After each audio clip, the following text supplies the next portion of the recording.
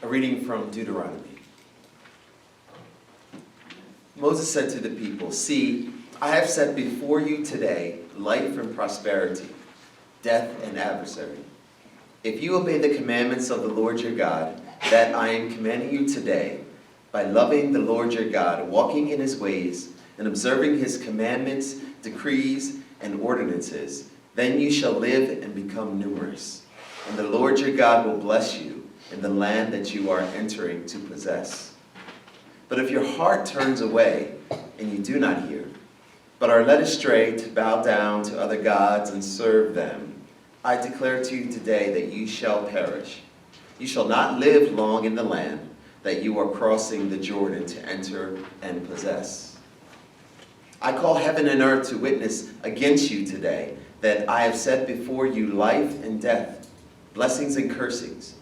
Choose life so that you and your descendants may live, loving the Lord your God, obeying him and holding fast to him, for that means life to you and length of days, so that you may live in the land that the Lord swore to give to your ancestors, to Abraham, to Isaac, and to Jacob." The word of the Lord. Thanks be to God. A reading from 1 Corinthians. Brothers and sisters, I could not speak to you as spiritual people, but rather as people of the flesh, as infants in Christ. I fed you with milk, not solid food, for you were not ready for solid food. Even now are still not ready, for you are still of the flesh. For as long as there is jealousy and quarreling among you, are you not of the flesh, and behaving according to human inclinations? For when one says, "I belong to Paul," and another, "I belong to Apollos," are you not merely human? What then is Apollos? What is Paul? Servants through whom you came to believe, as the Lord assigned to each. I planted, Apollos watered, but God gave the growth. So neither the one who plants nor the one who waters is anything, but only God who gives the growth. The one who plants and the one who waters have a common purpose, and each will receive wages according to the labor of each. But we are God's servants working together. You are God's field, God's building. The word of the Lord. Thanks be to God.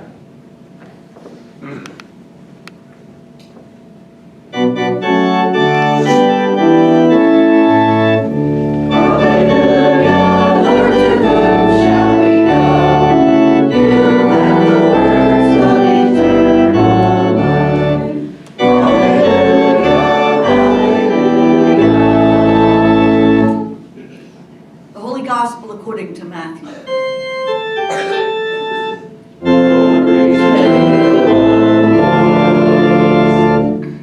Jesus said to the disciples, "You have heard that it was said to those of ancient times, 'You shall not murder, and whoever murders shall be liable to judgment.' But I say to you that if you are angry with a brother or sister, you will be liable to judgment. And if you insult a brother or sister, you will be liable to the council. And if you say, 'You fool,' you will be liable to the hell of fire. So when you are offering your gift at the altar, if you remember that your brother or sister has something against you, leave your gift there before the altar and go. First be reconciled to your brother or sister, and then come and offer your gift. Come to terms quickly with your accuser while you are on the way to court with him, or your accuser may hand you over to the judge, and the judge to the guard, and you will be thrown into prison. Truly I tell you, you will never get out until you have paid the last penny. You have heard that it was said, 'You shall not commit adultery.' But I say to you that everyone who looks at a woman with lust has already committed adultery with her in his heart. If your right eye causes you to sin, tear it out and throw it away. It is better for you to lose one of your members than for your whole body to be thrown into hell. And if your right hand causes you to sin, cut it off and throw it away. It is better for you to lose one of your members than for your whole body to go into hell. It was also said, whoever divorces his wife, let him give her a certificate of divorce. But I say to you that anyone who divorces his wife except on the ground of unchastity causes her to commit adultery, and whoever marries a divorced woman commits adultery. Again, you have heard that it was said to those of ancient times, you shall not swear falsely, but carry out the vows you have made to the Lord. But I say to you, do not swear at all, either by heaven, for it is the throne of God, or by the earth, for it is his footstool, or by Jerusalem, for it is the city of the great king. And do not swear by your head, for you cannot make one hair white or black. Let your word be yes, yes, or no, no. Anything more than this comes from the evil one. The Gospel of the Lord.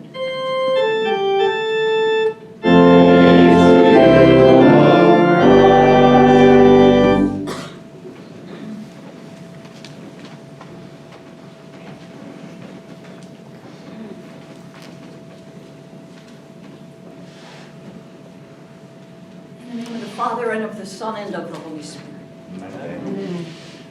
There seems to be some anxiety and tension in the scripture readings this morning. Through Moses, the Lord places before the people of God a clear choice. They must choose: obey God or turn their hearts away. Choose life or choose death.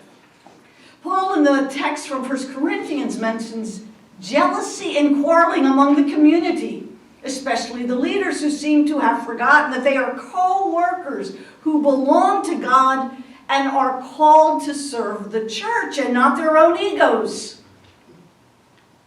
The gospel is a continuation of the Sermon on the Mount, which covers all of chapters 5, 6, and 7 of Matthew. That's 109 verses. In today's section, Jesus talks about reconciliation, which is to say, stop the quarreling and the jealousy. He also addresses not just general standards of righteousness, but indicates that he expects his followers to exceed legal requirements and traditional expectations. Jesus starts with murder, at which point we all sort of breathe a sigh of relief, because after all, none of us have murdered anyone. Going good so far. Now, for many modern-day Christians, our thoughts immediately jump to the mention of divorce. Divorce, after all, is so prevalent in our society today, and many of us have felt its pain, if not from our own divorce, then that of a family member. Or we've married a divorced person, and so that sentence in the text stings. So gone is the sigh of relief we felt only moments ago. But allow me to set aside the divorce issue for a moment and remind you that this was a Jewish audience, and the sermon was given a very long time ago. To the culture that Jesus is addressing, insult and name-calling could be a legal offense. And Jews were required to seek peace with their neighbors before reconciliation with God was even possible.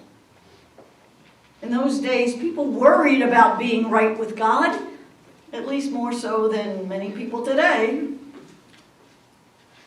Consider again what is before us in these readings. These are choices to follow God or not. There is the problem of our egos, which can lead to quarreling and jealousy, and that gets in the way of our relationships with God and with one another. And finally, there are general standards and legal requirements of behavior, and Jesus says they are not good enough. Exceed them. Do even better than the bare minimum. No wonder there's anxiety and tension. These are difficult directives, and in today's society, they only serve to fuel the divisions. Arthur Brooks is a social scientist and Harvard University professor and a devout Christian.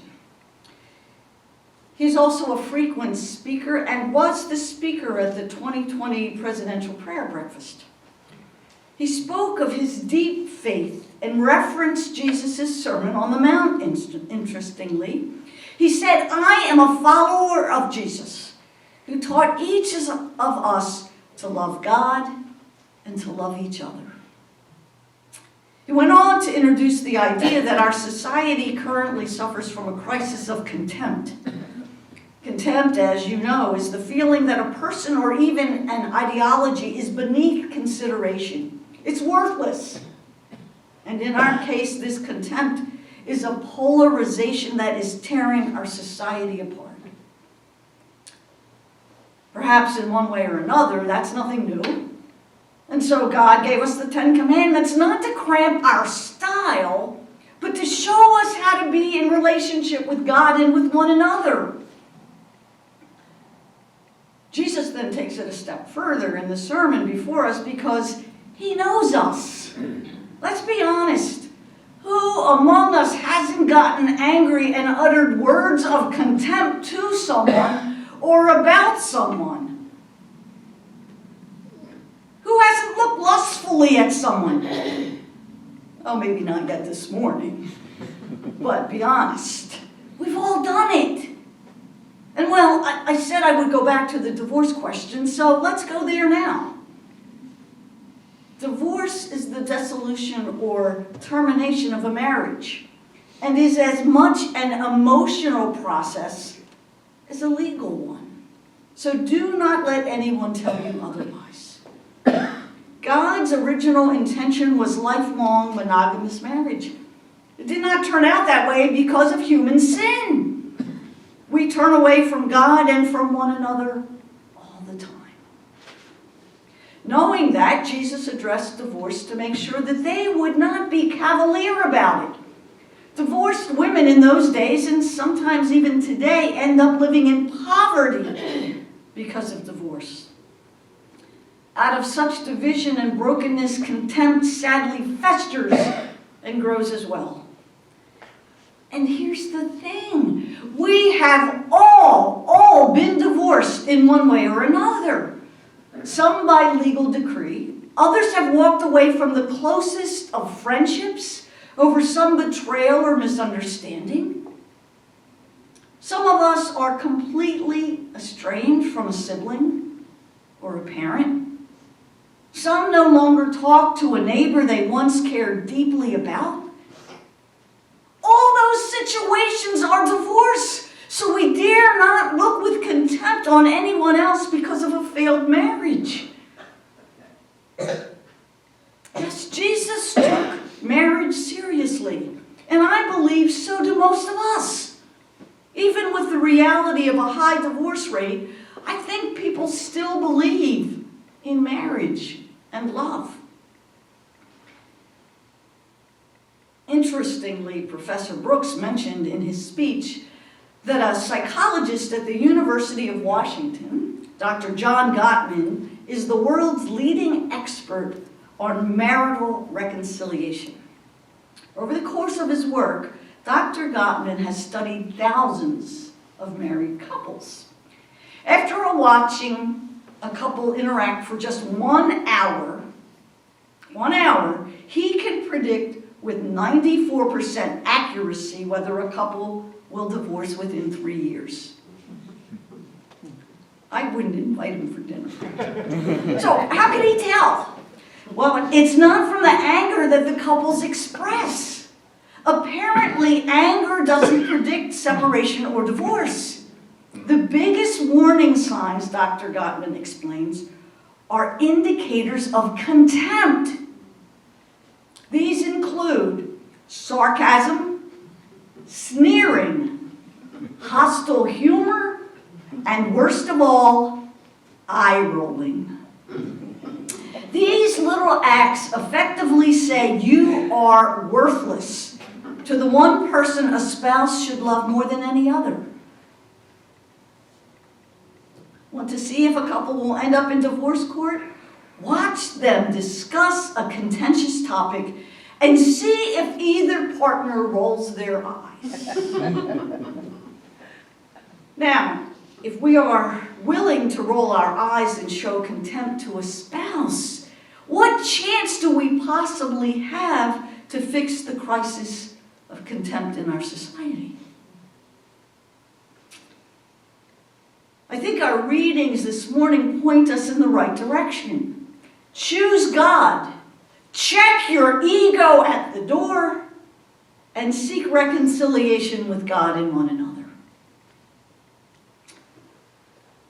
Finally, I suggest that since Lent is only 10 days away, it might be worth giving up looking at others with contempt.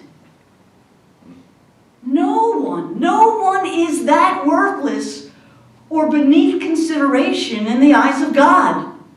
So I am going to try to make sure I do not view anyone as worthless. After all, we are all created in the image of God. We are all worth being loved.